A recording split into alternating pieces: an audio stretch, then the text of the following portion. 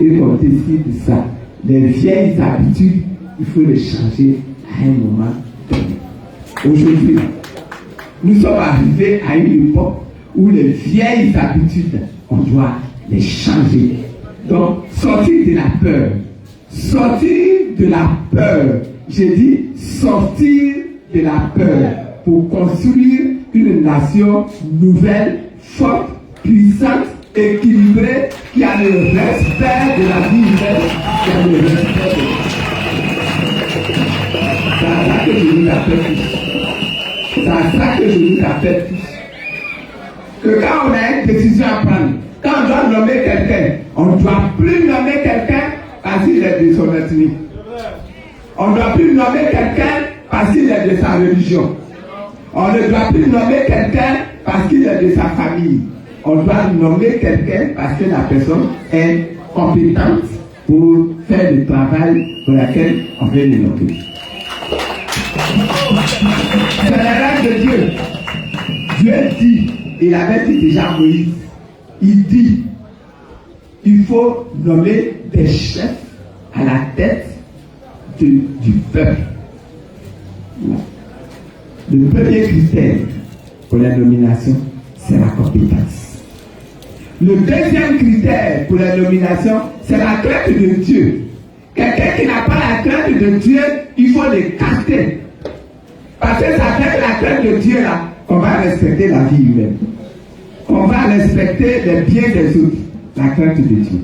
Le troisième critère, c'est l'intégrité. Celui qui est malhonnête, qui est prêt à aller vous trahir, qui est un menteur, celui-là, il ne faut pas le nommer. Troisième critère, l'intégrité.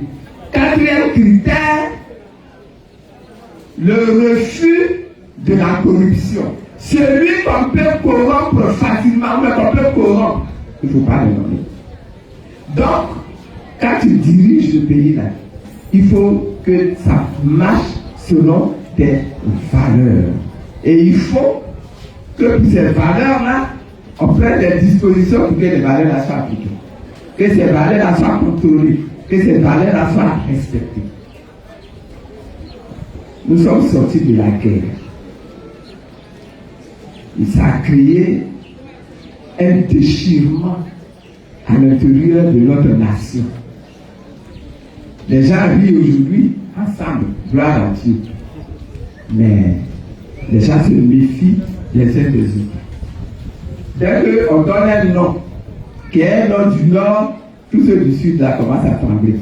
Et puis c'est de là, où on va là? Est-ce qu'on va s'en sortir à lui? Moi j'ai eu la même chose quand j'ai nommé Traoré Dominique, premier vice-président du MGT. Où tu nous amènes là? Il est du Nord, hein? Tu as oublié? Vous voyez? Donc, le problème là, il n'est pas encore complètement réglé. Il faut que dans notre pays, la réconciliation vraie se réalise. Ceux qui ont souffert et qui ont encore de la peine, du chagrin dans leur cœur, il faut qu'ils acceptent de pardonner. Si on ne pardonne pas, le pays là ne va pas redevenir fort. Ceux qui ont mal agi, qui ont fait de mauvaises choses, il faut qu'ils reconnaissent que ce qu'ils ont fait là, ce n'est pas bien et qu'ils demandent pardon aux autres. Donc, pardonner et demander pardon. On va organiser ça. Et pour organiser ça, on va avoir besoin de la sagesse de vous tous. Deuxième chose, toujours dans la réconciliation, les morts, les Européens, les journalistes là, quand ils parlent, ils disent dans le pays, on a eu 3000 morts. Ça c'est un faux chiffre. Allez dans le pays, rien que là-bas, ils se sont mis à compter leurs morts. Ils ont compté plus de 35 000 morts. Rien que chez eux, les guéris. Or, les morts, il y en a liés à Abidjan. Il y en a eu à Yopito. Il y en a eu même chez moi à Bossu. Il y en a eu à Lakota. Il y en a eu à Boaké. Il y en a eu même à Koro. Les morts, là, il y en a eu un grand nombre. Comment on doit les honorer? Je souhaiterais qu'on réfléchisse à ça dès maintenant et qu'on décide ensemble comment on va honorer. Est-ce que c'est un monument qu'on va dresser avec le nom des morts là-dessus? Est-ce que c'est un jour qu'on va décréter pour dire c'est le jour des morts? Je n'ai pas encore décidé quelque chose parce que je ne vais pas décider seul. Je souhaite que quand j'aurai été reçu à cet examen où on s'en va le 25 ans, et puis que j'aurai été déclaré président de la République de Côte d'Ivoire,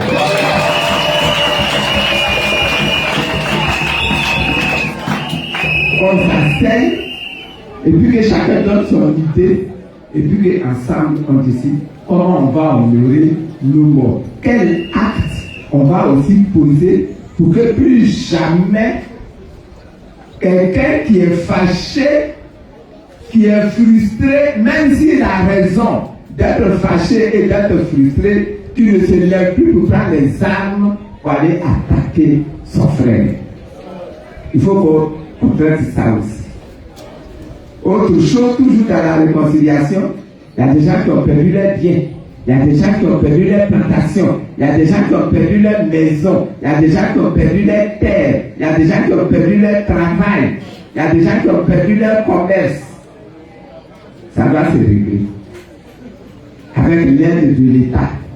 Il faut qu'on restitue les biens à leur vrai propriétaire. Il faut qu'on dédommage ceux qui ont perdu des biens. Parce que c'est ce que j'appelle la réconciliation. Si on fait ça, je pense que le cœur va pouvoir s'apaiser et que le pays va pouvoir se remettre ensemble pour qu'on comprenne que si tu es Selufo, tu es le frère de l'ami qui est ici. Et que quand tu es chez les amis et que tu es Selufo, les amis qui sont ici là, ils doivent assurer ta sécurité parce que tu es leur frère. Que le Selufo au nord, il sache aussi que si l'ami se déplace pour aller chez lui, il doit assurer la sécurité de l'ami. Il doit l'aider à avoir sa place et à vivre là-bas comme il vivrait chez lui, chez les amis. Même chose pour les Pétés, même chose pour les Atiers, même chose pour les Selufo, même chose pour les Gourou, même chose pour les Yakuba, etc., etc. On a 60 ethnies. Il faut que les 60 ethnies, on s'asseye et puis qu'on passe un pacte. Tous les autres doivent se rassembler pour aller le soutenir et pour l'aider. Mais qu'un coin de la Côte d'Ivoire se lève pour venir attaquer un autre coin de la Côte d'Ivoire, ça. D'abord, le pays là, on aide nos enfants à l'école. Mais quand les enfants sortent de l'école, leur premier désir, c'est de trouver. Si l'économie de la Côte d'Ivoire repose sur l'agriculture, ça signifie que c'est dans l'agriculture qu'on doit avoir le plus de jeunes qui viennent trouver du travail. C'est le contraire que nous faisons. C'est pour ça que nous avons beaucoup de chômeurs. Parce qu'il n'y a pas suffisamment de travail dans le bureau créé par nous-mêmes. À part les petits boulots de comptable, de comment on appelle ça, secrétaire, etc. Dans les services de l'État, de la fonction publique, ou bien dans les services des grands opérateurs économiques qui viennent de l'étranger. Est-ce qu'il y a compris? Il n'y en a pas. Donc les jeunes, ils s'en vont à l'école, ils travaillent avec tout leur cœur. Ils récupèrent les diplômes. Ils reviennent, papa, j'ai eu mon diplôme. Comment vous dites maintenant pour les diplômes là, comment vous dites ça? Les niveaux, avant on disait licence, maîtrise, maintenant là vous dites master 1, Master 2, Master 3, Master 6, il n'y a pas 3.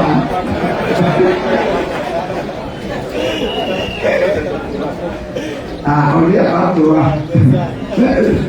On dit pas Master 2.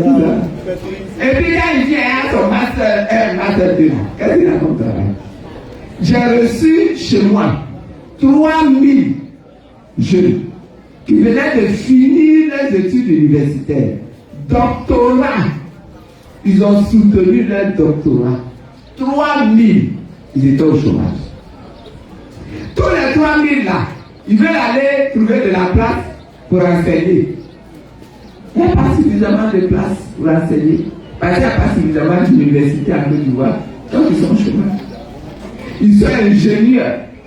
Ils sont ingénieurs techniques, ingénieurs point et chaussée, et ainsi de cela, et puis il n'y a pas de travail. Ce que moi je propose, c'est qu'on passe de l'agriculture à l'industrie. On passe de l'agriculture à l'industrie. Dans un pays comme la Corée du Sud, en 1960, on était au même niveau, la Côte d'Ivoire et la Corée du Sud. On disait tous les deux, l'avenir de l'économie, c'est l'agriculture. Mais les Coréens, là, ils ont vite compris qu'il faut transformer ce qu'on produit. Donc, avec notre café, avec notre cacao, on doit s'asseoir et dire qu'est-ce que je peux transformer pour obtenir avec mon cacao, qui va me permettre de créer des usines grâce au cacao. C'est les usines que je vais créer là qui va donner du travail aux jeunes Ivoiriens. Si je dis à Benoît, on produit l'ananas. Quand on a coupé le fruit de l'ananas, les feuilles là, on laisse pourrir dans le champ. C'est pas ça? Mais avec les feuilles là, de l'ananas là, allez en Thaïlande, allez aux Philippines, ils font du tissu magnifique. Nous on jette ça dans le champ. Et ils fabriquent du fil. Vous n'avez pas qu'avec les feuilles d'ananas là, on fait du fil. Traditionnellement là même, nos parents faisaient du fil avec pour attacher leur fagot, leur machin. Il faut du fil et il faut du tissu magnifique. Ceux qui lisent la Bible, souvent ils écoutent, on a dit que le pharaon était vêtu de fin lin magnifique. Mais le fin lin magnifique là, ça avec les feuilles d'ananas, ça avec le tronc de bananier. On fabrique ça. Ici là, chez les amis là, on mange les bananes, on coupe la banane là, on prépare, on pile et puis on mange. Le tronc de bananier là, on fait quoi avec? J'ai dit un jour Dieu va descendre ici. Et il va nous gifler, nous tous, parce que nous gaspillons toute la richesse qu'il a mis dans notre sol. On jette. Je viens maintenant au cacao. On produit le cacao ici. Quand on a récolté la cabosse de cacao, on a cassé la cabosse de cacao. On prend les fruits qui sont à l'intérieur de la cabosse de cacao. On met ça sur des craies et puis on sèche. Et puis quand on a bien séché, que c'est bien propre là, on prend, on met dans les sacs et puis on donne au blanc. C'est pas ce qu'on fait. Et puis on se bat pour que les blancs achètent ça à un bon prix. Au début c'était 200 francs le kilo. C'est passé à 500 francs le kilo. C'est passé à 1000 francs le kilo. Aujourd'hui, c'est 2800 francs le kilo. C'est pas ça. Donc on est content, on vient de devenir riche. Mais le cacao là, quand vous prenez la fève de cacao, que vous vendez au blanc, le blanc, il prend la fève, il s'engage, il broie ça. C'est-à-dire, il pile avec des machines il enlève la poudre de cacao qui est au-dessus là. Et puis, la graisse de cacao là, il fait du beurre de cacao avec. Le beurre de cacao là, il vend ça à plus de 12 000 francs le kilo. Vous avez acheté, vous avez vendu toute la ferme, c'est-à-dire la poudre et la graisse là. Vous avez vendu ça à 2800 francs le kilo. Lui, il prend la graisse seulement, il va vendre à 12 000 francs le kilo. Pourquoi? Parce que vous ne transformez pas. Parce que vous ne transformez pas. L'eau du cacao, quand vous avez cassé la cabosse, l'eau là, vous faites quoi avec? On jette. Elle a dit Dieu va descendre. L'eau du cacao là, on jette. Or, avec l'eau du cacao là, on peut faire du vinaigre, on peut faire du vin, on peut même faire du jus qu'on boit. De la même manière qu'on boit le jus de pomme, on boit le jus de grenadine, on boit le jus de ci, le jus de ça. On peut boire du jus de cacao. On vend dans les magasins. Je ne vois pas ça. Le jus de cacao dans le magasin. Je ne vois pas ça. On peut faire ça. Ça peut être une usine de fabrication du jus de cacao. De la même manière qu'on a à Beaunois là-bas des usines qui font l'eau pure qu'on vend. De la même manière, on peut faire le jus de cacao là en bouteille, en boîte, et puis on vend.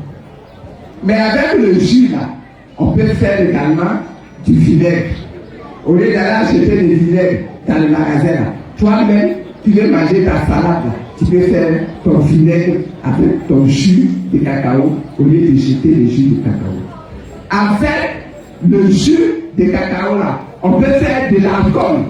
On peut faire de l'alcool que vous allez prendre pour mettre dans les hôpitaux.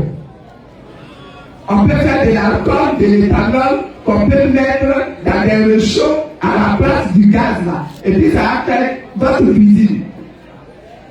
L'éthanol là va permettre à vos machines, dans vos usines là, de tourner et que vous ne soyez pas obligés d'aller acheter du carburant ou de payer de l'électricité. Ça fonctionne, ça vous permet donc d'avoir de l'argent à ce niveau-là.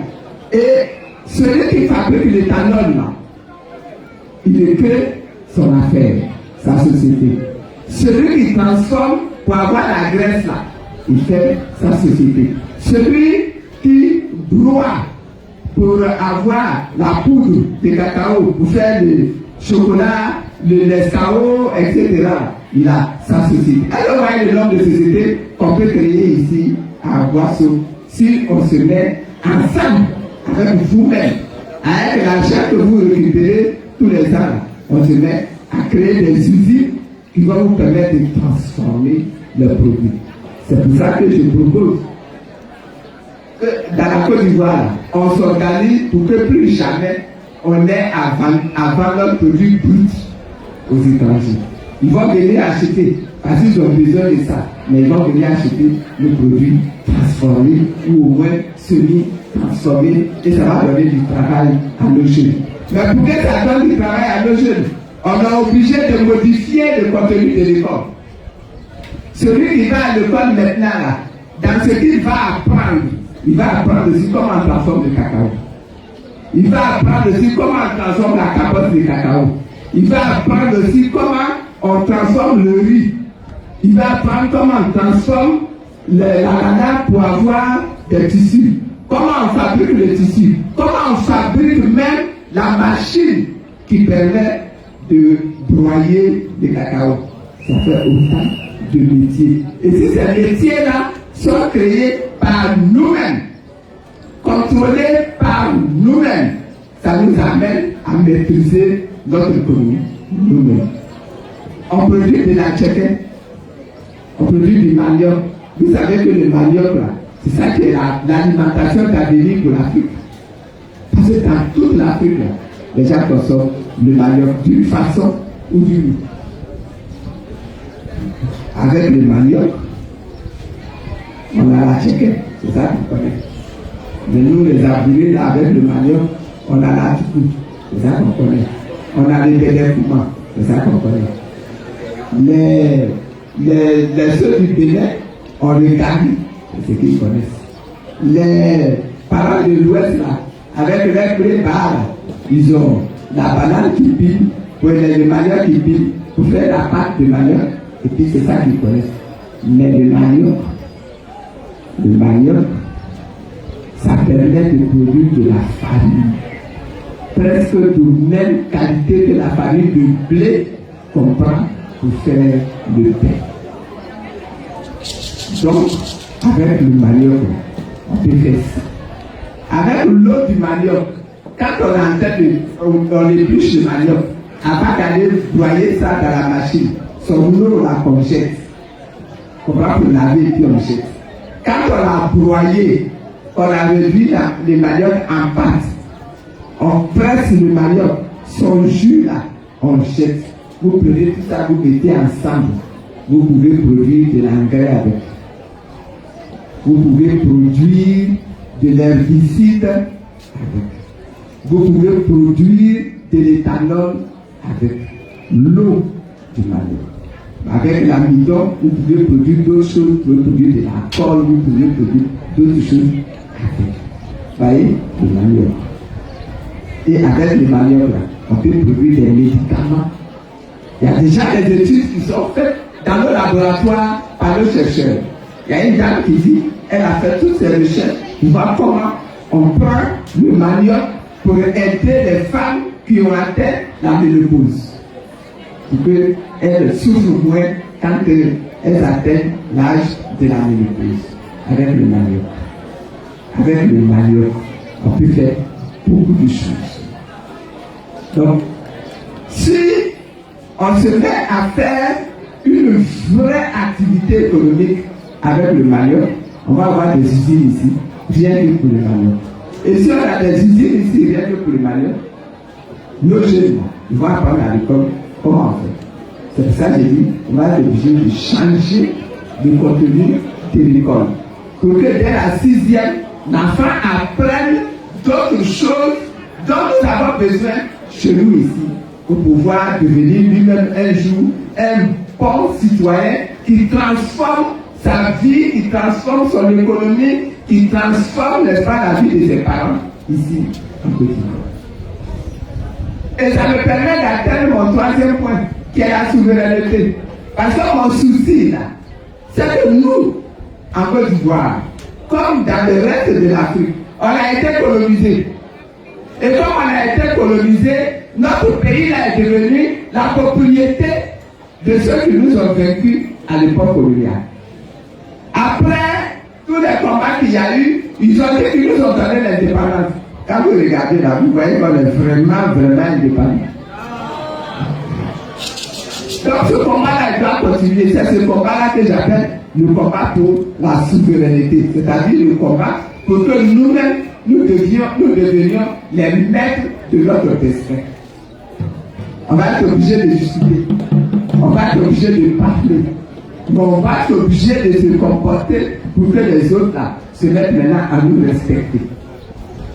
Pour que les autres là se mettent maintenant à comprendre qu'avec nous, ils doivent négocier gagnant-gagnant et non pas venir nous imposer leur volonté, leur désir.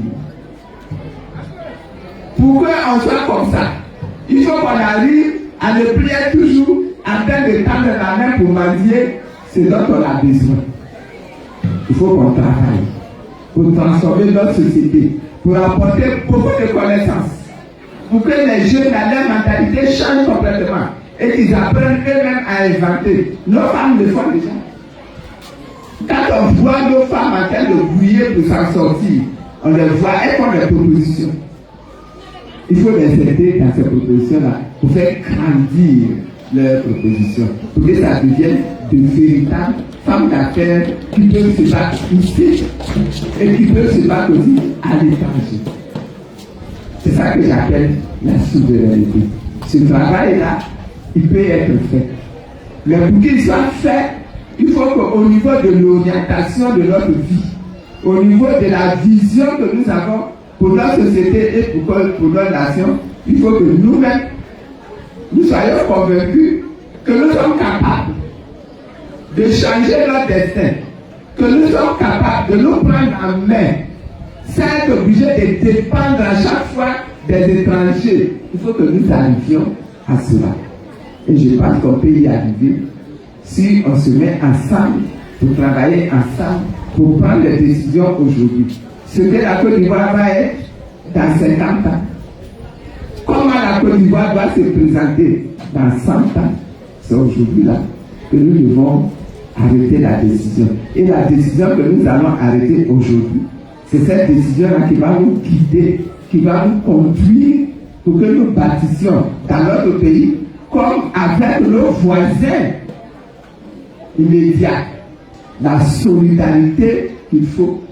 Il y en a qui me disent, mais nous sommes en Côte d'Ivoire ici, nous subissons les attaques des djihadistes. Et c'est très grave. Comment vous allez faire? Parce qu'en face, vous avez les pays de l'AES avec lesquels on ne s'entend pas. Ma réponse est pourquoi on ne s'entend pas avec les pays de l'AES? Est-ce que les gens de l'AES là, ils ont dit qu'ils ne peuvent pas s'entendre avec nous? C'est nous qui avons dit que nous ne voulons pas nous entendre avec les pays de l'AES parce que les pays de l'AES là sont soutenus par la Russie, parce que mais s'ils sont soutenus par la Russie là, où est notre problème? Est-ce que la Russie est venue nous attaquer un jour? Pourquoi est-ce que nous en faisons un problème?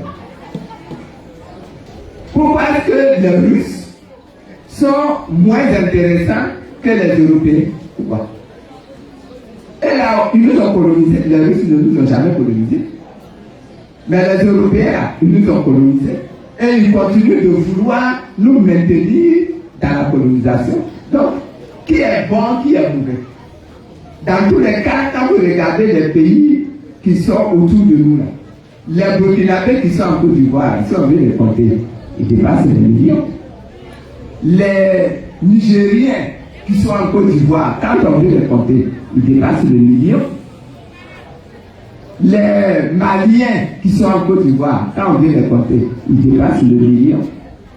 Est-ce qu'on peut se priver de s'entendre avec les pays d'origine de ces populations-là? Si on se met ensemble, on ne peut pas organiser notre sécurité ensemble à la frontière pour dire, hé, des gens qui veulent venir nous attaquer, gère là-bas. Ceux ici qui veulent aller t'attaquer, moi aussi je vais les gérer ici, pour que nous ayons la paix à nos frontières. Et puis le problème est réglé. Fais en sorte que plus jamais des gens s'installent chez toi, s'arment chez toi, pour venir nous attaquer chez nous. Il faut qu'on règle ça. C'est fini. Une fois que ça c'est réglé, c'est fini. On entretient des relations de bon voisinage et puis c'est fini. Donc que Dieu nous bénisse. Les solutions là, ils existent. À condition que nous-mêmes, nous ayons le courage de prendre notre destin là en main. Que nous ayons confiance, suffisamment confiance en nous pour prendre notre destin en main. Ça se joue le 25. Le 25 octobre. Ça va se jouer là. Sortir en canon pour aller voter. Je voudrais finir en rappelant qu'il y a eu des élections présidentielles. Je suis venu m'installer ici pour faire la campagne présidentielle pour le président Laurent Gbagbo. Je suis passé dans presque tous les villages. J'ai rencontré presque tous les chefs du village.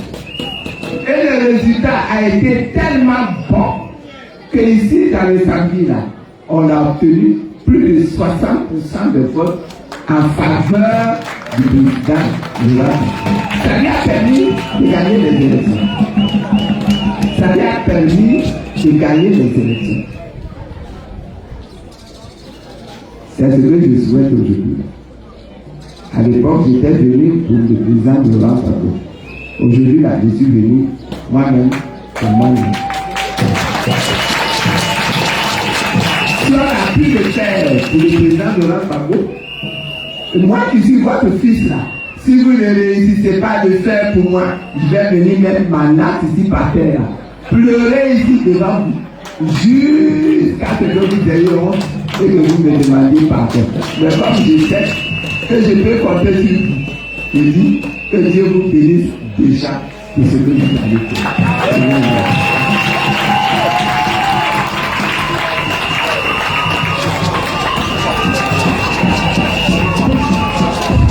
Merci à Madame la Présidente pour ce message adressé. Maman Bateau,